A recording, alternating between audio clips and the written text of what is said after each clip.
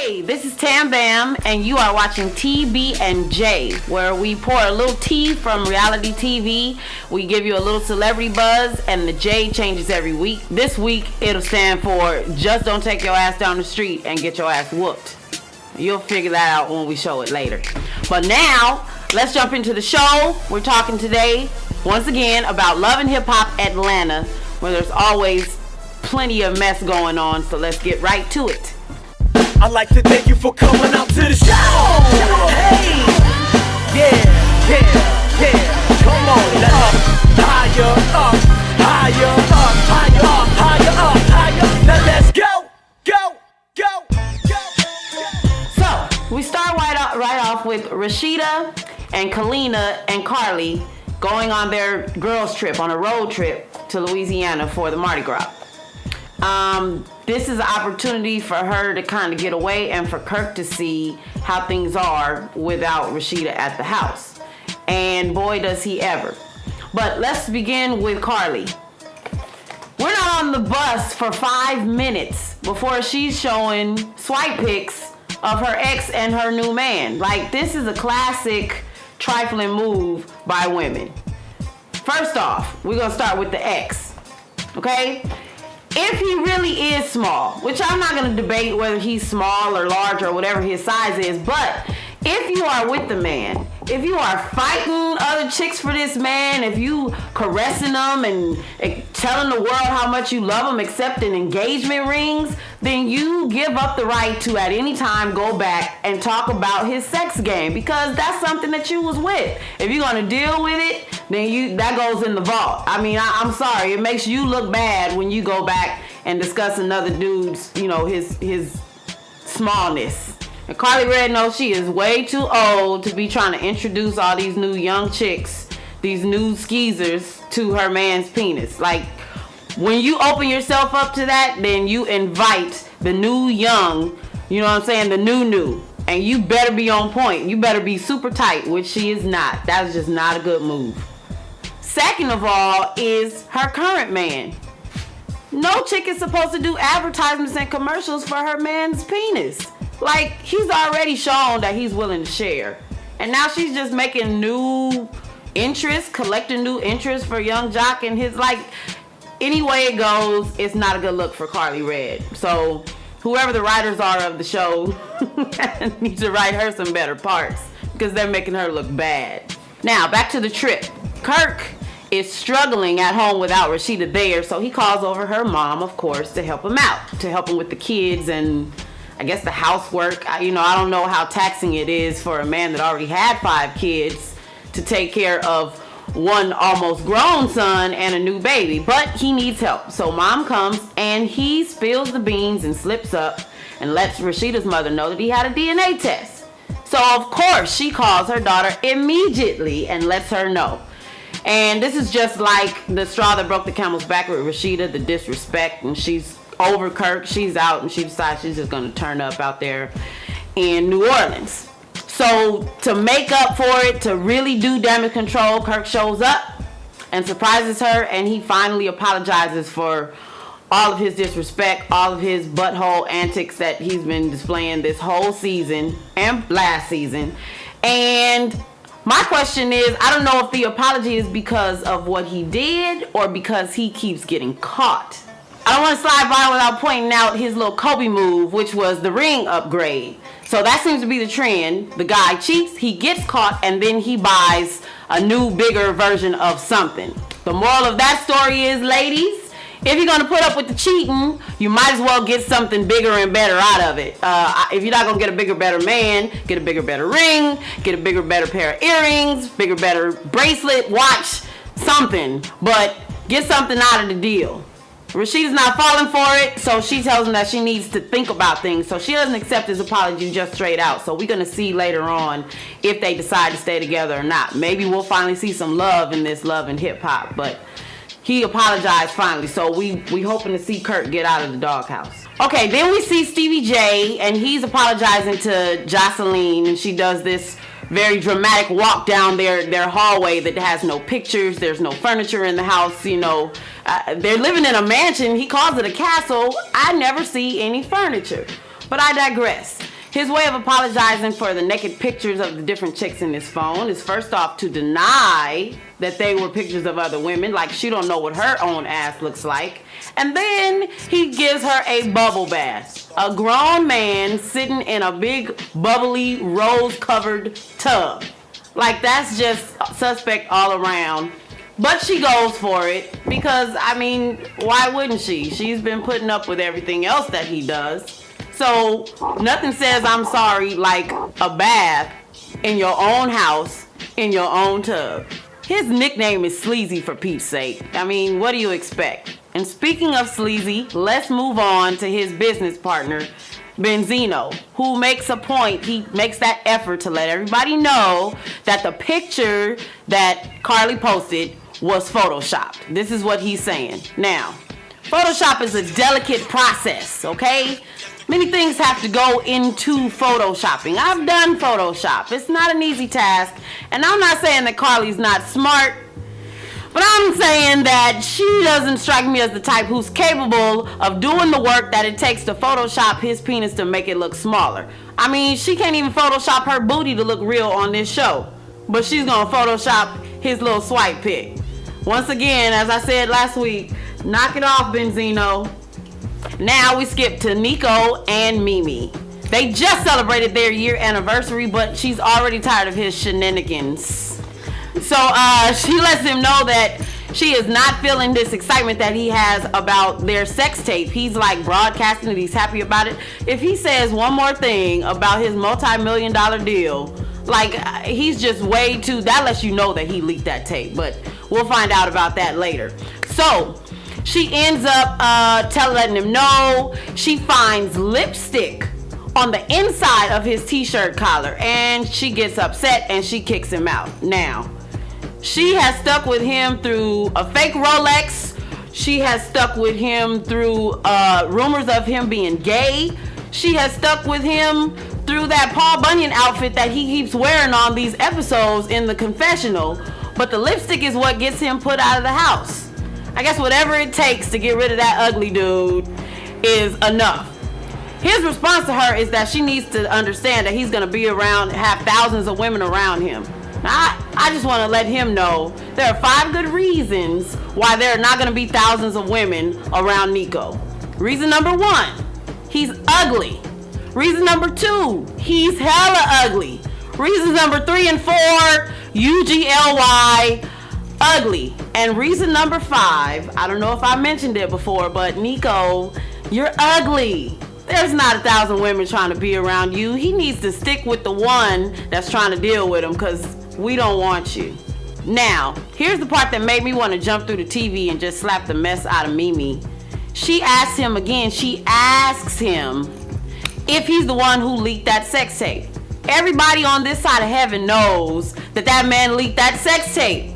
Now, when you look at this couple, they're not the most attractive couple, not from what I see. So what is it that about them that they're walking through an airport and they just look like, hey, these are 2 nice looking people. These are people that I want to see having sex, you know. Maybe let me take their bag, or like they look broke. You know what I mean? What is it about them that looked like, let me snatch this fake Louis bag? We know it was fake because he gave her a fake rollie. So let me snatch his bag and then leak a sex tape of, I mean, they look like 2 boys. Like, come on. The fact that she has to keep asking him lets me know that she is dumb, okay? But she's the difference in dumb and a new word that we discovered tonight, which was dickmatized, okay?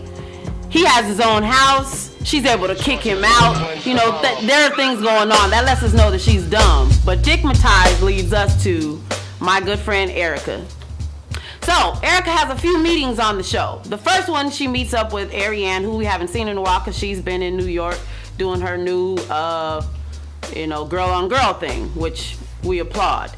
But she wants to have time with a girl and catch up, and she tells her about how upset she is at always footing the bill for her relationship with the model, O'Shea the model, okay? And Ariane asks those Oprah questions. Ariane gets right to it. She asks her basically first, would she rather have a man who cheats on her but has money like Scrappy did, or some form of money, some level of money? Or would she rather have a man who's faithful and treats her well, but he's broke? And that leads into, Erica tries to avoid the question she goes around, but it also leads Ariane to ask her if Scrappy had any issues in the bedroom. Here we go again with the chicks who fight over the dude, but then say that he's no good in bed. I mean, who signs up for that? Then she should have been gone long before. Damn the money. So anyway, basically Erica ends up saying that she's dickmatized. That's the word for the night, ladies and gentlemen, is dickmatized. And there are a few things that let us know that she's dickmatized. She moved the guy right in immediately. That is a surefire sign. She hands over her credit card regularly. That is a surefire sign that you are dickmatized. So she admitted it is the first step. The next meeting that we see that Erica has is with Lil Scrappy, of all people. We get back with the ex and sit around and we talk about our relationship issues. Now, I don't know where they do that at, but that was the first step in the end of her relationship with the model. So basically, he catches her up and tells her about the Bambi, and she catches him up and tells him about the model. And they kind of come to some common ground. But the third meeting that we see is with O'Shea the model. So after he found out about her hanging out with Scrappy for what he says is 4 hours, now we saw a good maybe 15-minute conversation. And I mean, he's in this TV thing with her now. He should know that it would take them several hours to film that few little 15 minutes. But whatever the case, he's not happy about her meeting up with her ex. And he feels disrespected. And he's not going to take it anymore. So he packs up his stuff and he leaves. No, wait. He tries to leave and he runs out of gas. Now, does he call AAA? No, he can't afford that. Does he call the homies? No, they're broke like him. So he calls the woman that he's leaving. I mean, all that pride just has to be completely gone for you to storm out of the house, take off, pack your bags, and leave, and have to call your girl who you're leaving to give you gas money. So when they get out there, they get into it, okay? And we see Erica go from a little hood to all the way hood, like totally unwrapped, okay? And he tries to snatch her card out of her hand. We saw Erica go from hood, a little, to very hood, to like one level below snap. Like the producers of Snap were like tiptoeing and jumping trying to get that shot in. She was like on that level. Like it was a little above Mama D and just a little under snapped, okay? But it was yet another example of dickmatized. And this is our final example of how you know that you're dickmatized. When the dude who just left you calls you for money, which is your original complaint, and you actually show up to give it to him, dickmatized, ladies and gentlemen. So that is it for the show. That's it for Love and Hip Hop Atlanta this week. And next week we see coming up that the Puerto Rican princess is going to be casting for a new video she's doing. I hate to say music video because I don't really understand what it is that she does, but we'll see her casting. And more importantly, we'll see that Benzino's mother passes away and he gets shot at the funeral. So I cannot wait to get into that next week. And hopefully you'll be here with me and we'll talk about it. And now on to my favorite part of the show, the Celebrity Buzz.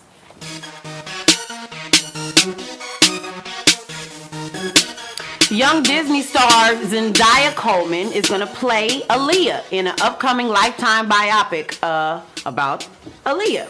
So there's a lot of controversy. People don't feel like she fits the part, but the casting director says that she is perfect because she's a triple threat. She sings, she dances, she acts professionally like she's professionally trained in acting, and she's of mixed heritage. So I say we just give it a chance. Let's see how it goes. She's young, she's cute, and it could work out. Next, we have Chris Brown, who finally sold his Hollywood mansion and his Beverly Hills condo. Now, Chris Brown has been having a lot of issues at his mansion. First off, he spray painted monsters and graffiti all over the outside, which the association was not having. They were not pleased with. And in true Negro fashion, he keeps throwing wild, loud parties. So there's been constant headbutting, and finally, I guess he threw in the towel. And he sold the mansion for $1.79 million, and he sold his condo for $1.5 million. So it looks like Chris Brown is finally leaving, and let's just hope that we don't see him on an episode of Love and Hip Hop LA. Now, next, unfortunately, we are still talking about Blue Ivy Carter. So at first it was funny, but like at this point, like we're over it. She's a baby. You know, what they do with her hair is really not, it shouldn't be cause for this much concern. But some women got together and made a petition. Like with all the things going on in our community, this is what we have time for, to make a petition about somebody else not combing their baby's hair. So Mrs. I Am Not My Hair herself stepped in, India Irie, and she wrote an open letter to all the people who criticized Blue Ivy Carter. And it really was a touching letter. It basically is about how adults should be adults and stop openly, publicly criticizing this baby. If you'd like to read India Irie's open letter in defense of Blue Ivy Carter, then go follow me on Twitter. Follow me at sugar_and_shoes, and I will post a link where you'll be able to go directly to it and read it for yourself. And now the J. The J this week is for just don't go down the street and get your ass beat. So, in this video, I'm going to show you a little piece of it. It's rather long, but you can watch it in its entirety at some other time. But basically, a son gets jumped, and they put it on YouTube, as is the trend these days. So the dad is going to make a point. He's going to make a man out of his son, and he sends him down there. He takes him down to get a fair one with the boy, and he's going to take that and put it on YouTube and put it on the social networks. But the boys don't want to fight each other, and after they go around and around, they're tired. They end up not fighting. But guess who does get in a fight? The boy and the dad. And it doesn't turn out the way the dad expected. So if you're going to teach your son something, if you're going to go against a kid, at least win. My fair one. You can give me my fair one. Nigga, Little ass kid, man. I'm not no little ass kid, nigga. You done? I ain't no little ass kid, nigga. Fight me, nigga. I ain't worried about you. I ain't worried about you. You ain't worried about me. Don't walk up on me, little boy. Come on, nigga. Don't walk up on me, little What boy. you about to do, nigga? Don't walk up on me, little boy.